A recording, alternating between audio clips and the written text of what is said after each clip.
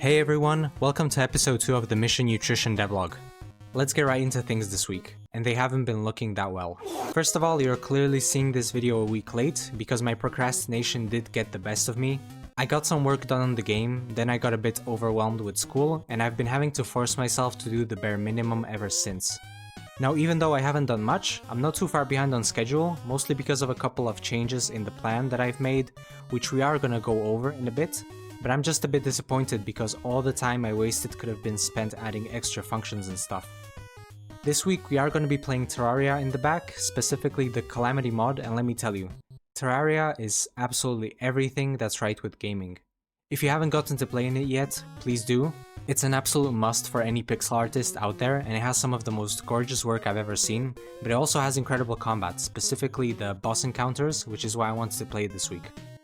My game is going to have multiple bosses hopefully, and I've been very inspired by Terraria's mechanics. I do want to keep doing this Game of the Week thing for every devlog because I like talking about games that I think deserve to be talked about, and Terraria is without a doubt one of them. So last week we've made plenty of plans, some of which already have to go. First of all, I planned on working towards a prototype, but I quickly realized that it's unnecessary because with a project this small, I'm constantly building the game inside the engine and changing things on a whim. And I already have a prototype at all times basically, and it's just being constantly updated. So what the whole thing boils down to is just me doing a good job of prioritizing the important stuff, and since we're already talking about prioritizing, let's quickly finish up the final step of planning. I initially tried both ClickUp and Monday.com for this, but while they look nice, they're only free for a short period of time and I refuse to pay for monthly subs. I'm not a fan of them at all. So at the end I moved to Trello, which is completely free and basically does everything that I needed to do. Again, I'm not gonna explain all of it, you can just read it on the screen. And the first change I made is I merged UI and art together since I'm just drawing it anyways. For the music, I planned on having 4 tracks in the game. I love the idea of some sort of darker D&B, I think that would go pretty hard. I wanted to try making the music myself, which I have no experience with, but if we're in a hurry, I can always find some free music, which would instantly give us an extra week of time. For the sound effects, I don't have much experience with that either, I just know I'm not planning on making my own and I'll look into it when the time comes. Next area is animation, not much to say here. I also added a coding column, but since I have no idea how to divide it into tasks, I'll just leave it empty until we get there. The planning part is finished, as we have said. And as expected, the biggest area of the game is going to be art, and it's probably also going to take the longest amount of time, so we're going to start working on this area first, and as I previously mentioned, I gave the most important tasks high priority, so stuff like the character and the map.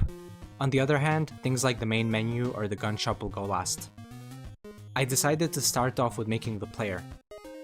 I am sorry I can't show you the time-lapse by the way, my dumbass completely forgot I wanted to record them, so you're gonna have to look at static images again this episode. So, when I'm working on something really important, I like to make a couple of sketches/silhouettes first, which is what I did here. Sometimes I spend way too much time on something and end up scrapping it because it just doesn't work, so this step helps a lot with this issue. And I had this character in mind for quite a while actually. You're going to be playing as a sort of space cyborg. I have touched on the story a little in the first episode, and I'm gonna go much deeper into it in some later episode because I plan to make some cool illustrated story cards when you open the game.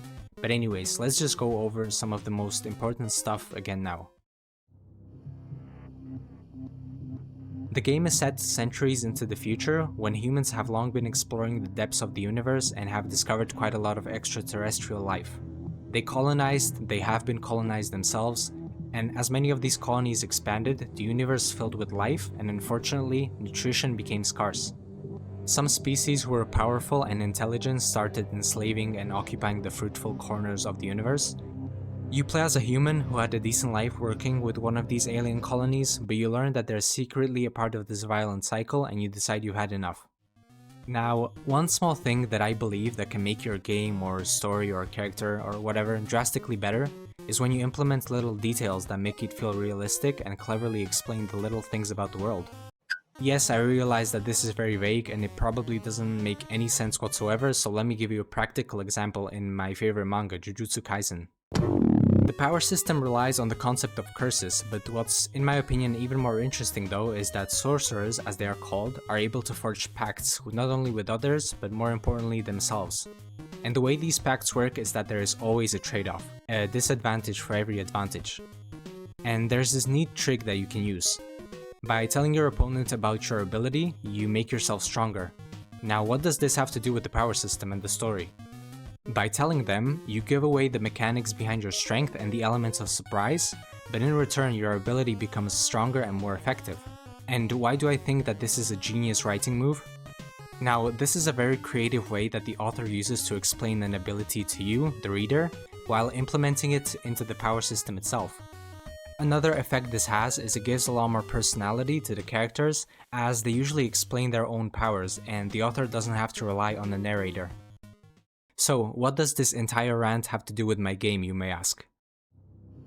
As I already said, our character is a cyborg, and what I tried to do is implement some reasoning for basic game mechanics into the character design itself. You severed the lower part of your body, replacing it with a sort of hovering device. This makes you very mobile and gives you the ability to perform a dash. You replaced your eye with a mechanical one, allowing you to see slower projectiles in order to be able to dodge them and other visual cues like your cooldowns, for example. As for the robotic arms, well, you do a lot of stuff with your arms, I guess. Like hold guns.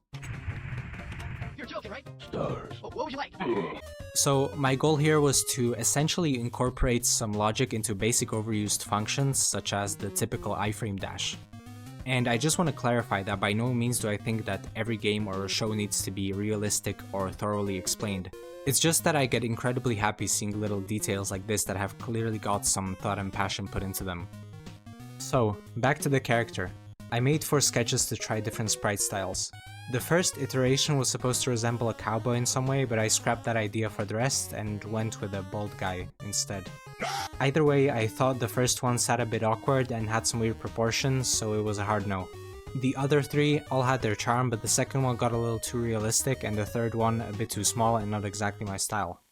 Eventually I made the 4th one, which I really liked, and I think the shape is pretty clear and it's a good mix between stylization and a few minor realistic elements. The next thing I did was draw the first gun you're gonna start with. I kept it pretty simple here. I made 4 sketches again, but I decided to go with the classic pistol at the end of the day. I played around with the colors quite a lot on this one and eventually went with the blue and red color scheme. I decided that there will be no reloading in this game. Instead, guns are simply gonna rely on different fire rates, damage and bullet patterns. You can see a bright blue chamber on the top, which is there because you're not going to be shooting bullets in this game, instead you're going to be shooting juice, which is just a slang term for this sort of plasma/space energy, which most of the universe uses. This stuff also powers your hovering device, by the way.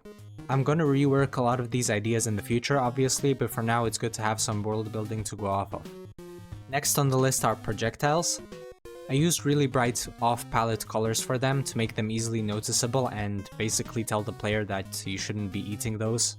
I did try a different shape with the player projectile, but not sure which one I'm going to use as I'll be trying both of them in game. And there are going to be more shapes depending on the enemy in the future, but for now this should do just fine. Now comes the interesting stuff again, the first mob designs. Most people probably portray aliens as either a sort of humanoid being that's much more advanced than us, or a not so intelligent, terrifying and bloodthirsty creature. I wanted to slightly deviate from that stereotype, at least for this planet. When we think of advanced and highly intelligent, we usually depict that as technology, like spaceships and laser beams, but when we look at animals, for example, we have a completely different way of determining their intelligence. So when I'm drawing aliens, I'm mainly inspired by 2 things. The first one is the episode Swarm from the Netflix show Love, Death and Robots, and the other one is the Tyranids from Warhammer 40k. And I think both of these shows have a really cool depiction of how aliens could look and behave. For the first mob, I wanted to make a basic ranged enemy, so I came up with this sentry looking tentacle thing. Although I'm not sure if it's going to be stationary or if it's going to move around, but one thing is for sure, it's going to open its mouth and spit at you. And the first design made me realize that I'm going to have to animate 3 tentacles, so I quickly changed it to 1. And I also gave it a mouth, and the last 2 are both ready. I just wanted to draw how it would look when it's about to spit at you. To be completely honest, I still think that it looks a bit boring, so I might have to redraw this in the future and make the shape a bit more interesting. Now, the second mob is a lot cooler, in my opinion, at least. You're not only going to have to dodge bullets in this game, you're also going to be dodging the aliens themselves. So this guy is going to follow you, and when he gets close enough, he's going to charge. The design came from the idea that I wanted to implement something natural, therefore he has a rock-looking thing on his forehead which he uses to attack. And although it looks like rock, this specific alien just grows a very thick layer of skin which dries up and hardens over time, hence the color change. As you can see, it was supposed to hop around on some strong legs initially, but it just looked really weird, and it kind of reminded me of that SpongeBob gif, so I went with the little crawly legs instead, which I think are pretty cute. I made his horn a bit more menacing and sharp as well, and now instead of lunging at you, he's gonna hide his little legs into his body and start sliding across the floor, and eventually charge you. Another thing I gave him is what looks like an eye hole. Giving him an eye didn't look good to me, and now that he doesn't have one, it looks kind of like a biological thing since he looks more like the sentry enemy now, and I'll probably find a reason for why they all have these cavities later. So these were the two mobs I made, but fighting only two of them over and over would be obviously very boring, so we're gonna come back to this next episode. I'm currently hoping that there could be a minimum of 4 or 5 unique mobs per level. And the last thing we did that I can show you is the map, which was both really pleasant and an absolutely horrible experience. My vision for the maps in this game was that they all would be floating islands, but I may change this in the future. For the first one, it's going to be a fairly simple reddish oval shaped area similar to Mars, and since the maps are all going to be unique and there aren't going to be any obstacles for now, I can simply make the entire map in a sprite and worry about the hitbox later. The maps are going to be quite big though, and because a completely custom map would take a shit ton of time, I made random props and scattered them across 10 different tiles, essentially making my own tile set, which I then randomly placed all over the map. I also polished the edge, but then came the bottom of the island, which was supposed to be a random rock formation, and this absolutely killed me. And I fucking hate drawing rocks. I don't know how to draw them at all, honestly. My first attempt was the worst probably. They don't even look like rocks, they look like noxious fumes or something. The second one was so bad that I immediately deleted it, and the third one is also bad. I don't understand how I use like 4 shades and it still looks like it has 0 depth whatsoever, but at this point I spent like an entire day doing the bottom of the map, so I decided to move on. We're gonna learn how to draw rock formations first, and then I'm gonna come back to this. So with all of this done, we finished up the week, or 2 weeks I should say.